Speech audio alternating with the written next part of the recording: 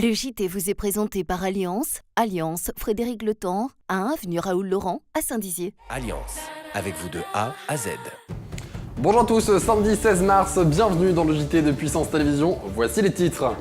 Les métiers de l'uniforme ont la cote à Vitry-le-François, l'exemple parfait durant ce 4e forum organisé à l'Orange Bleu. Un uniforme, elle en a un. Mathilde Goujon est experte psychologue au sein du centre de secours de Saint-Dizier. Portrait à suivre dans un instant. Et l'abbaye de Trois-Fontaines, candidate à la mission Stéphane Bern. Julien sera sur notre plateau dans un instant pour nous parler de cet édifice marnais fondé en 1118 qui aimerait en effet restaurer quelques parties de sa bâtisse. Et de la guitare à présent avec du rock, le groupe italien Rock in Mill recrute 2 jeunes bragards pour un concert en juin prochain au Stade de France.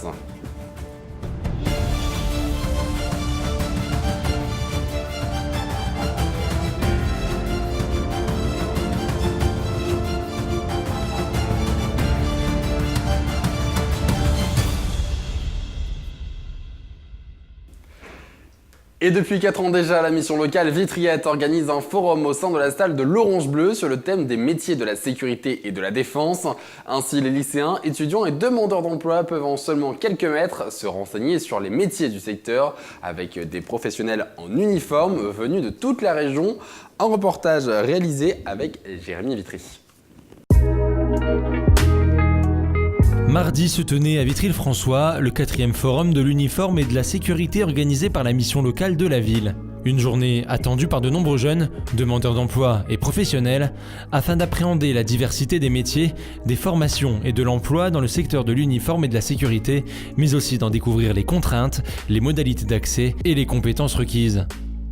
Souvent l'uniforme on pense plutôt à soldat, tout de suite on se dit voilà, si je vais à l'armée je vais être soldat. On est soldat en effet, mais tous les métiers sont représentés, on peut être cuisinier, on peut être informaticien, on peut être conducteur routier. Ça recrute à tous les niveaux, il y a des niveaux nécessaires de diplôme. Ce forum fut encore une fois une réussite pour la mission locale qui a choisi la salle de l'Orange Bleu comme lieu d'accueil des 16 stands des polices nationales et municipales, des armées de terre et de l'air, des sapeurs-pompiers, de la marine nationale ou encore des douanes et de l'administration pénitentiaire. Un rendez-vous que n'a pas manqué Monsieur Bouquet, le maire de la ville.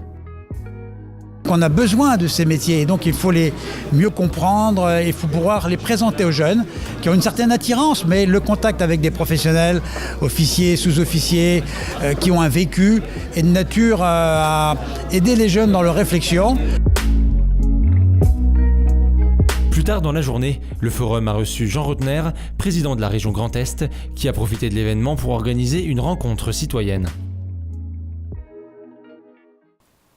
Mathilde Goujon est sapeur-pompier volontaire au sein de la caserne Bragard, sous un statut particulier, celui d'experte psychologue. Son rôle, se tenir à l'écoute de ses collègues ayant subi un choc traumatique lors d'une intervention.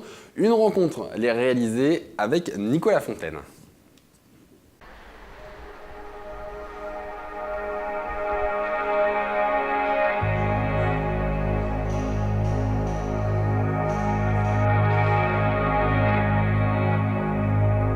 Ils sont 248 000 sapeurs-pompiers en France, dont 38 800 femmes et 303 experts psychologues. Parmi eux, Mathilde Goujon, engagée au sein du centre de secours principal de Saint-Dizier. J'interviens sur 3 situations différentes. Donc, dans un premier temps, je peux recevoir les sapeurs-pompiers qui le demandent en entretien individuel, donc suite à des soucis sur intervention ou autre. Je les reçois donc en individuel, sur une séance, plusieurs, selon la problématique et la demande. Ensuite, je peux intervenir également sur les interventions qui ont une problématique importante, qui touchent les sapeurs-pompiers de près. Donc là, je peux intervenir de 2 manières, soit à chaud, donc juste après l'intervention, je vais sur le terrain et je fais un diffusing, donc c'est-à-dire un débriefing à chaud finalement pour essayer de dégager finalement les problématiques ressenties.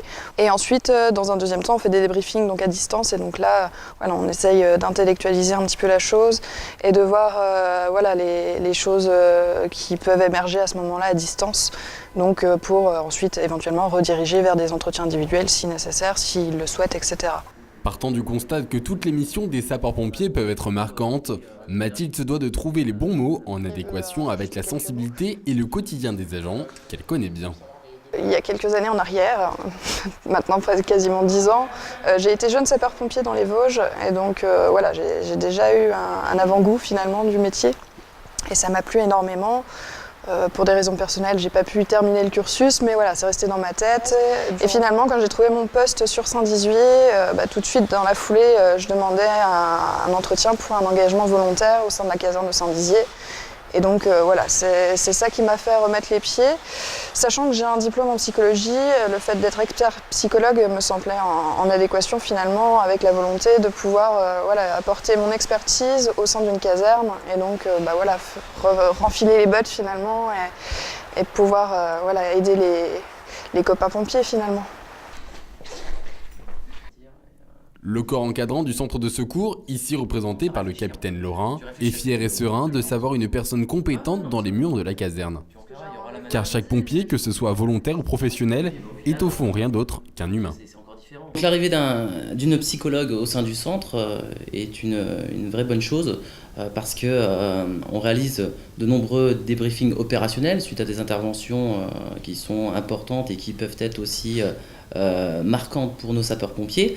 On est là pour parler, en tant que chef de centre, plutôt technique, mais derrière, il y a peut-être des sapeurs-pompiers qui ressentent le besoin de parler avec une psychologue, parce que il y a des images qui reviennent, ils ont peut-être mal vécu une situation, et derrière, la psychologue trouvera les mots justes pour, en tout cas, aider nos sapeurs-pompiers.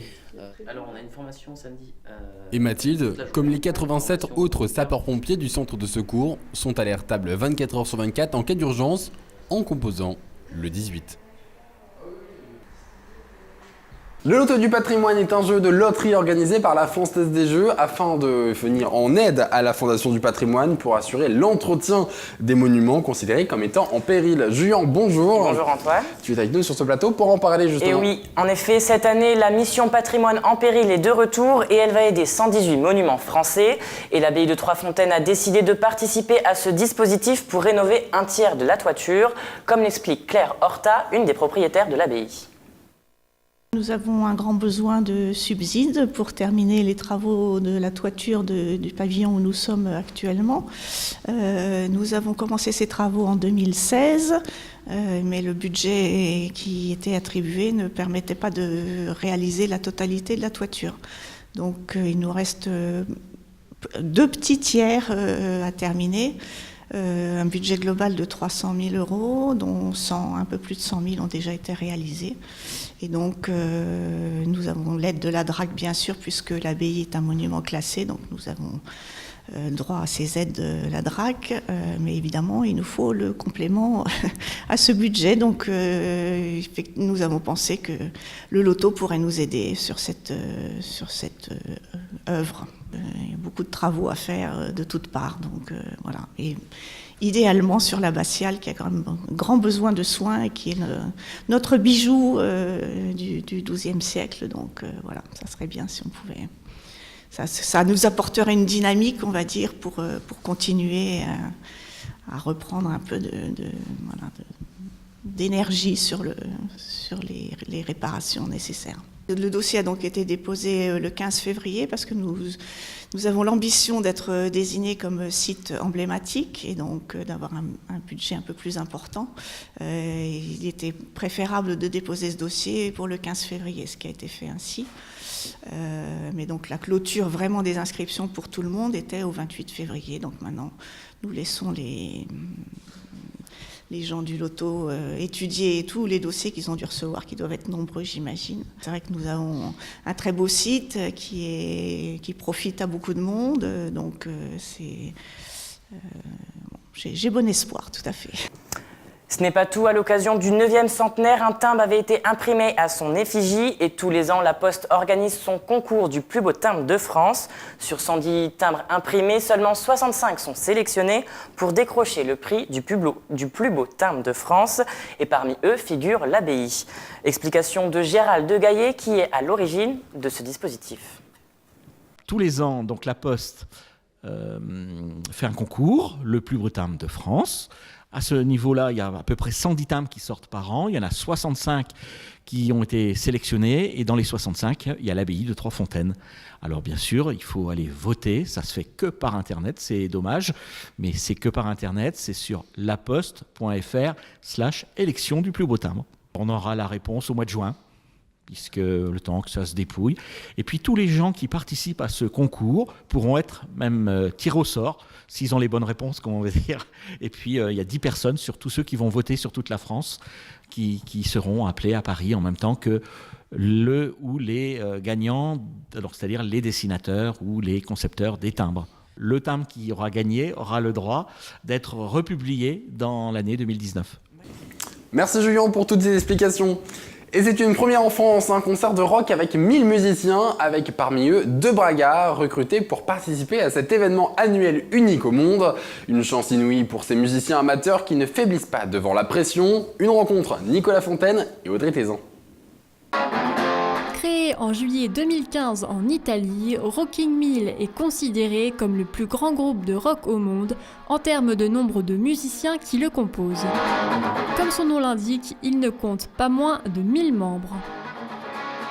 Depuis 4 ans, ils se produisent dans le monde entier et organisent dans chaque pays où ils passent un concours pour permettre aux amateurs ou professionnels de rejoindre leur groupe le temps de quelques jours. Cette année, ils font escale au Stade de France à Paris. Parmi les milliers de candidatures, 2 bragards ont fait bonne impression et ont été retenus pour rejoindre le groupe. Ils y occuperont durant 3 jours des places de guitaristes et seront accompagnés par des bassistes, des batteurs, des chanteurs, mais aussi d'autres amateurs de guitare. J'ai débuté quand j'avais à peu près 13 ans. Et j'ai jamais pris de cours, j'ai tout fait en autodidacte. Et du coup, au début, il faut s'accrocher parce qu'on fait un peu n'importe quoi. Et ça a vite tendance à nous énerver. Et faut juste avoir la patience et avec le temps, ça aboutit. Et après, j'ai fait quelques concerts pour débuter avec des petits groupes d'amis pour des anniversaires ou fêtes de la musique et tout ça. Et puis aujourd'hui, on va s'attaquer au Stade de France, quoi. Pour ma part, j'ai commencé la guitare, je dois avoir 15-16 ans, ou au moment où je suis rentré au lycée. Donc en autodidacte aussi, où effectivement je rejoins sous le point en autodidacte, c'est un peu chiant parce que on se rend compte qu'on fait des erreurs et qu'on n'avance pas. Et puis une fois qu'on est content d'avoir plaqué le premier accord, ça motive et on continue. Depuis 4 ans maintenant, je suis au conservatoire pour rectifier mes petites erreurs parce qu'il y en a beaucoup. Et mon prof de guitare a une bonne dose de patience pour voilà. Et sinon, j'ai pas vraiment joué avec de groupe, plus avec des potes, par exemple au lycée, quand on séchait les cours, ou un peu à droite à gauche avec des copains. Tiens, je fais une soirée, tu viens, je viens, je joue et voilà. C'est vraiment le truc. Puis là, la semaine dernière, on a fait, il y a 2 jours, donc concert au conservatoire, devant peut-être 50, 60 de personnes, et dans 2 mois, Stade de France, peut-être devant plus de 30 000 personnes. Voilà. Il y a un contraste, il y a 2 mondes et c'est rigolo. Mais c'est finalement un peu par hasard que les 2 amis se sont inscrits à ce show unique au monde.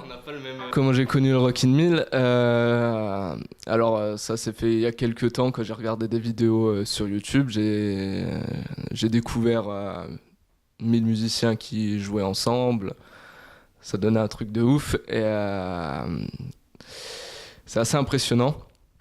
Et du coup, j'ai su récemment par mon oncle comme quoi ça débarquait en France. Et comme quoi il y allait avoir des inscriptions pour tout amateur, pour tout le monde, quoi. Et il m'a dit, tu devrais tenter ta chance. Et c'est là que je lui dis, ouais, bon, sur tout le monde qu'il y a, ça m'étonnerait. Et par toute attente, j'ai quand même fait ma vidéo. Et je l'ai envoyé du coup sur le site du Stade de France, là où ils nous demandaient les inscriptions. Et 3 jours après, j'ai reçu le mail comme quoi c'était confirmé. Je l'ai connu de la même manière, c'est-à-dire en allant sur Facebook ou YouTube où il y avait des vidéos, donc je crois que c'était Smell Like Teen Spirit de Nirvana et Wibble Wibble de David Bowie. Et en voyant le truc, je me suis dit, mais imagine, ils font ça en France, tu tentes l'aventure, c'est un rêve, on se dit au début c'est un rêve de le faire. Et juste même de voir 1000 musiciens, c'est impressionnant de se dire, ils sont tous unis par le même délire de jouer ensemble. Ils viennent sans doute d'univers différents, qu'ils fassent du jazz, du métal ou du rock, voilà. Et je crois que c'est un soir en rentrant de boulot, je vois le Stade de France qui met sur Facebook, voilà. Si vous êtes musicien, vous pouvez jouer au Stade de France avec 1000 musiciens. Au début, je fais, ça doit être une connerie. Je le vois une fois, 2 fois, puis la 3e fois, je fais, je tente le coup. J'envoie une vieille vidéo que j'avais fait un petit moment. Et puis pareil, 3 jours après, un mail, vous êtes sélectionné. Je fais maintenant il va falloir assurer jusqu'au mois de juin. Puis après, il va falloir tout donner ce soir-là. C'est du travail et faut pas mettre ça de côté, quoi. Faut qu'on s'investisse à fond et jusqu'au jour J.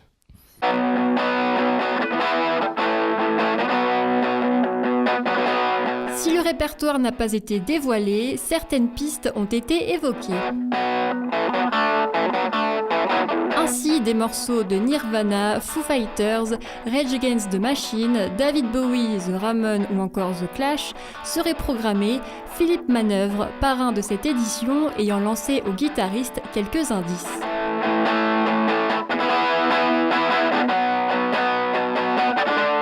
C'est une musique basique, mais il y a une certaine complexité là-dedans parce que il faut quand même que tout le monde soit en même temps, termine et finisse en même temps. Donc, voilà, ça va être ça va être drôle, je pense, ça va être fun d'avoir toute la liste et de se dire maintenant avoir ce voyage un peu générationnel, parce qu'on a des morceaux un peu 90, 70 beaucoup, j'ai remarqué, et puis un peu de 80, mais on a peu. Du coup, je sais pas ce qu'on fait. 3 mois, comment on se sent d'un événement auquel on va y aller une fois peut-être dans sa vie, à moins qu'ils disent le jour même, finalement on remet ça l'année prochaine, moi je signe. Il y a le côté excité parce qu'on a envie, on a envie d'y aller. Et il y a un côté un peu flippant où on va arriver là-haut et on fait quoi c'est-à-dire on sait pas l'organisation, on sait pas comment ça se passe, on sait qu'il y a des Français qui ont fait l'année dernière, donc c'était à Florence, qui nous ont dit, on a été avec un peu la peur de se dire, pareil, excité de le faire, et puis quand on arrive sur place, on sait pas trop, découvre l'organisation italienne, comment aller, et puis qui ont pris un pied énorme. J'ai très hâte d'y être, et il y a une part de stress justement, de ne pas savoir exactement ce qui nous attend, de rencontrer énormément de monde. Et surtout, si l'événement est complet, c'est qu'on va jouer devant quand même 55 000 personnes, si vraiment c'est complet. On sait qu'actuellement, il y a environ 30 000 places à peu près de vendues, donc ce qui est déjà beaucoup. Moi, le max que j'ai dû jouer, ça doit être devant 100 personnes, quoi. Du coup, voilà. Et c'est surtout le jour J, quoi. Ça va être... faut pas se prendre la tête et faut se lâcher, faut vivre l'expérience à fond, parce que pour moi c'est quand même une chance qui arrivera qu'une fois dans une vie, et c'est quelque chose qui sera mémorable à jamais, c'est sûr. Et on sait que ça va être très intense vu les plannings, du coup faut tenir le choc, mais on sera là, on aura la patate, on sera chaud.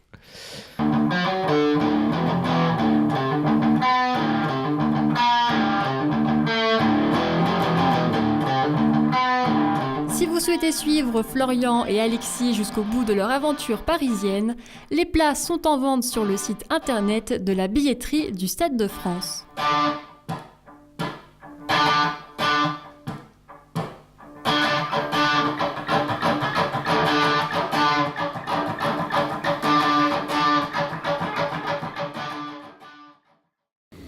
Et c'est sur cette touche de rock que s'achève ce journal. Merci de votre fidélité. Prochain rendez-vous avec l'actualité, c'est lundi à 18h30 dans l'essentiel de l'info sur Puissance Télévisions. Très bon week-end à tous.